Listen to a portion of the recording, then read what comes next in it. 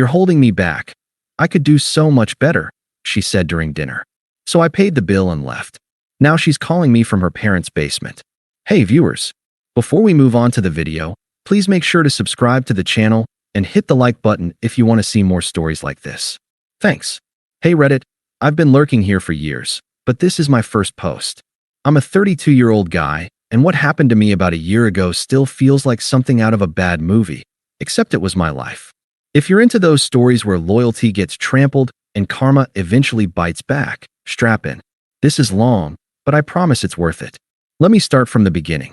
My name's Alex, and I met Emily when we were both 27, fresh out of grad school.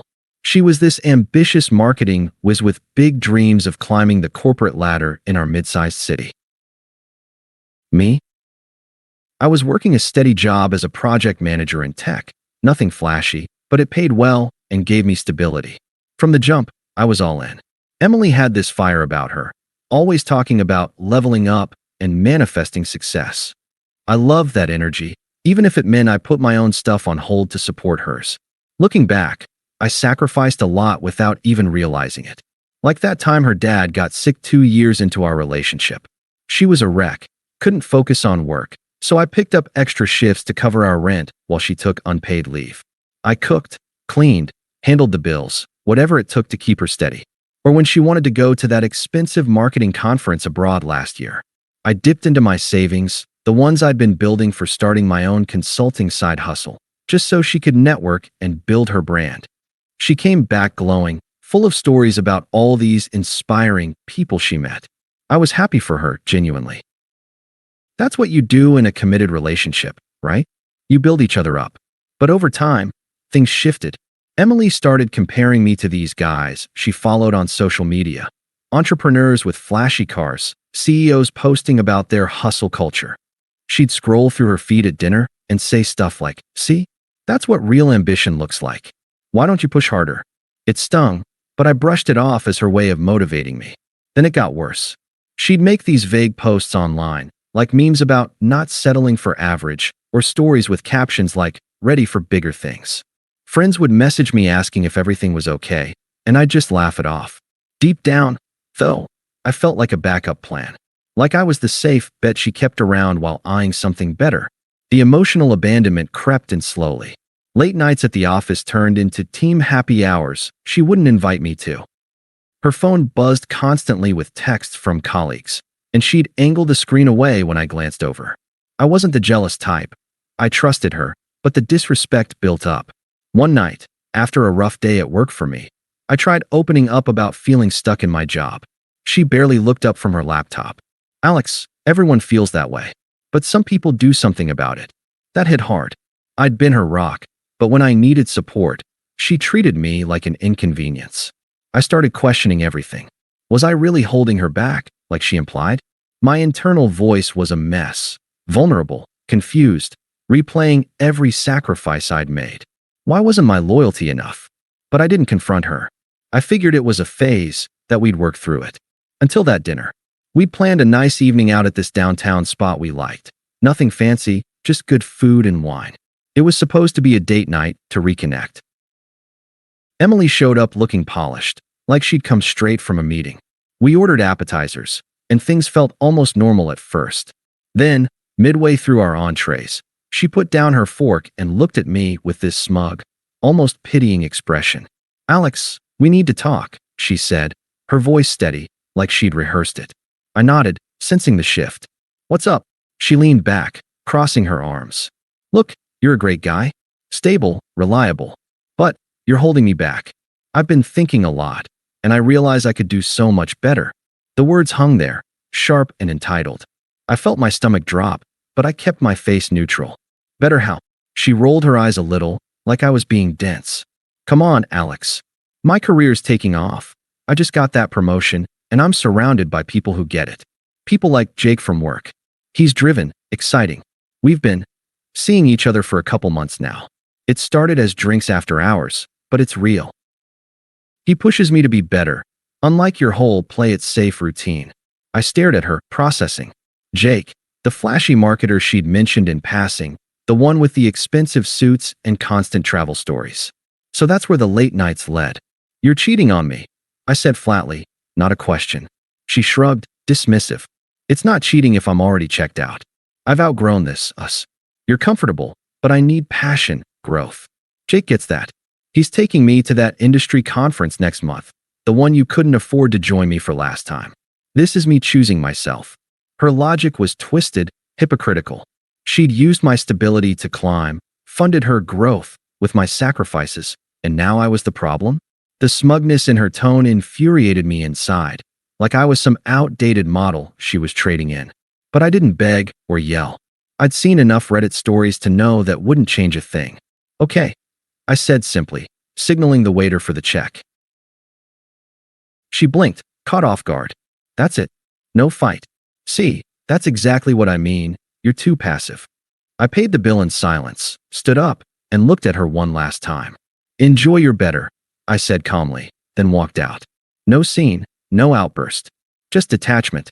That night, I went home, our shared apartment, and started packing. Not everything, just my essentials. She didn't come back until late, probably with him.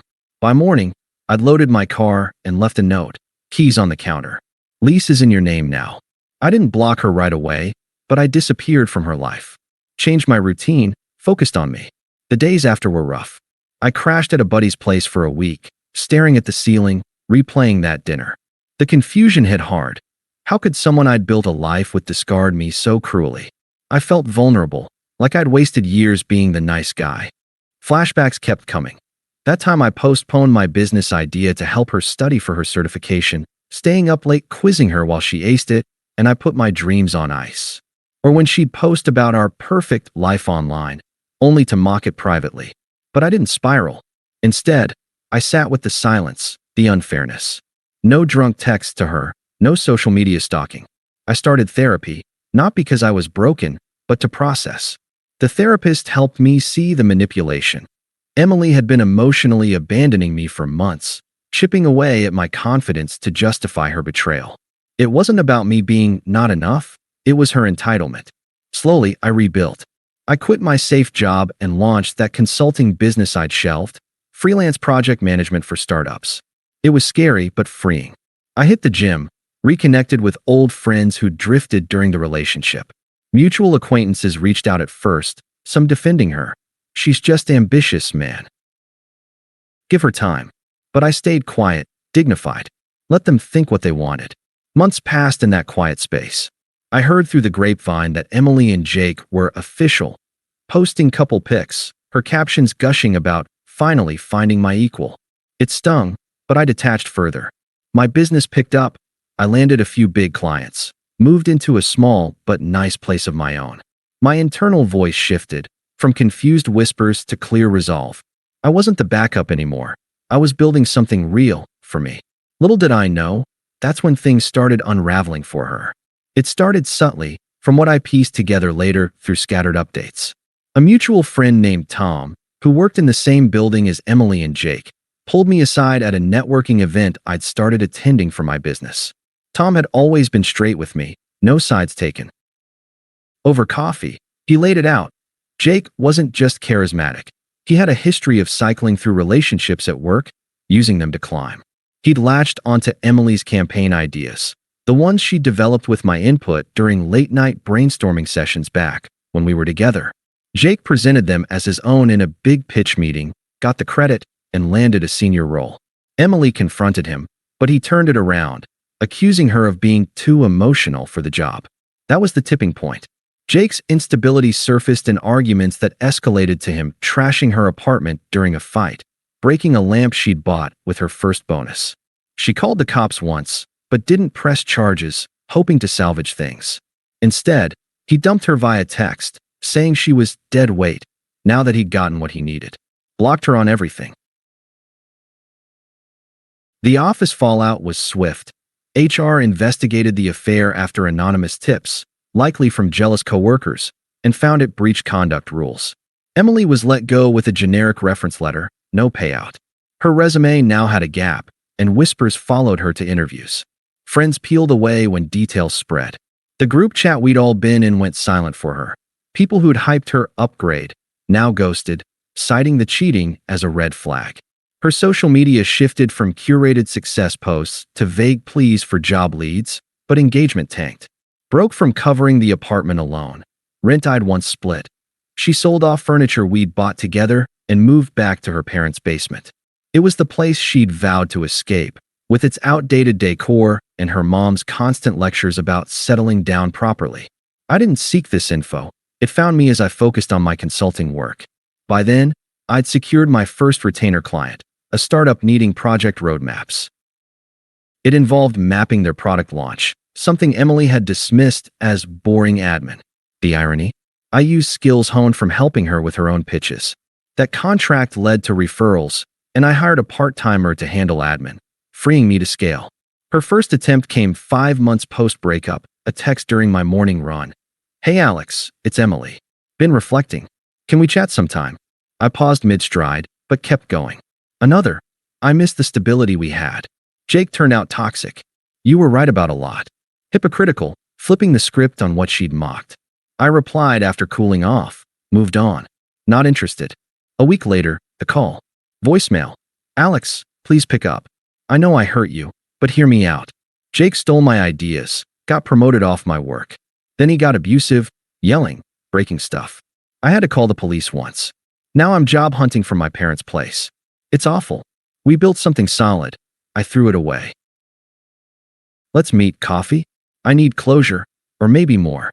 The desperation was there, her voice wavering, but it exposed the reversal. She sought the safe life she'd fled. I texted back, "Closure's done. Focus on yourself." Then the proxies kicked in. Mia, her enabler friend, Med. "Alex, you're punishing her too hard. She told me everything. Jake was manipulative, gaslit her. She's depressed, lost weight. After 5 years, you can't just cut her off. Meet up. She's changed." I blocked Mia. Next, Emily's brother, who I'd played golf with occasionally, texted, "Bro, mom's worried sick. Emily's crashing here, no job, crying all the time. You were family. Step up and talk to her. Fix this mess you both made." The accusation, that it was mutual, irritated me. I replied, "Not my mess." Blocked him too. Emily's follow-ups sharpened. Call after call, then a ranting voicemail. "Ignoring me won't make me disappear. You'll end up regretting this solitude. I elevated your life. Now you're acting superior." True colors emerging, anger masking the plea. I documented it all, in case, but stayed silent. Meanwhile, I met Sarah properly, a graphic designer from my networking circle. Our first date was simple: walk in the park, talking goals. She shared how she'd left a bad relationship too, valuing honesty. It contrasted Emily's games. Sarah collaborated on a client pitch with me, offering design tips that won the deal. That partnership built trust fast. 6 months in, Emily escalated. She emailed my work address, found via my new website. "Alex, this is serious. I'm applying everywhere, but rejections pile up. Jake ruined my rep. Living in the basement is killing me. Parents treat me like a kid. Remember our plans? We can rebuild. I was wrong. You're the steady one I need." Attached was a photo of us from better days, manipulative tug. I didn't respond. Then she showed up at my office building's lobby, must have staked it out. I was heading out for lunch when she approached, hands fidgeting. "Alex, don't walk away." I emailed, "Did you see?" I stopped, composed. "Emily, this isn't appropriate." She stepped closer. "Please. Jake? He didn't just dump me. He spread lies, said I was unstable. No one's hiring me. I'm borrowing from family, scraping by. You know marketing. Maybe help with my resume? Or just talk. We were good together. I admit it. I chased the wrong thing." Begging now, offering excuses, but revealing dependency. "No," I said. "Handle your own path." Tears welled. "You're cruel. I pour my heart out, and you dismiss me? After I supported you too?" The lies stung. She'd rarely reciprocated, but I walked past. It's over. That night, more texts. Apologies mixed with barbs, like, "Fine, stay alone. But I know you'll miss what we had." I blocked the number, upgraded my privacy settings. My business hit another milestone. A software firm contracted me for a year-long project involving team training. I led workshops, drawing from past experiences, including how to spot manipulative dynamics in professional settings.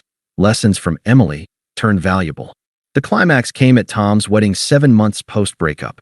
Outdoor venue, string lights, about 100 guests. I'd brought Sarah. We mingled, her hand in mine.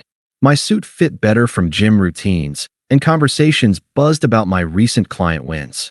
Emily arrived solo, in a dress that hung loose, face drawn. During toasts, she pulled me aside near the bar. "Alex, this can't be coincidence. Seeing you, it hurts. I'm still in the basement, temping at a call center. Humiliating. Jake's engaged to some intern now. I get it.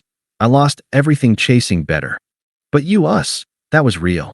Help me out of this. Or at least forgive." Her voice broke, desperation raw. Guests nearby glanced over. I faced her, even-toned. "Emily, you chose your path. Mine's different now. Business growing, with contracts I earned alone. Sarah and I collaborate honestly, no games. You're not part of this anymore. Facts are, your actions ended us." She grasped my arm. "But I didn't know. Mirror it back. If roles reversed, you'd want another chance." "No," I said, pulling free. "I've learned. Loyalty's earned, not demanded. Goodbye." Sarah joined me. We danced as Emily hovered on the edges, alone. Whispers spread. Guests who'd known our history sided quietly with the truth. It was the public contrast, her basement limbo versus my structured success. That encounter closed it. I channeled the experience into a blog post for my site, anonymous, on spotting red flags in partnerships, personal and professional. It got traction, leading to speaking gigs. Emily faded. Last I heard via a distant contact, she took a low-level job out of state, rebuilding slowly. But that's her story now. Reflecting, the betrayal forced growth I wouldn't have sought. I diversified my services, adding risk assessment for clients. Ironic, born from her instability chase. Sarah and I planned a trip, using miles I'd saved independently. Life's fuller, grounded in choices I control. Thanks for watching. Make sure to subscribe to the channel and hit the like button. What do you think about this story? Share it in the comments.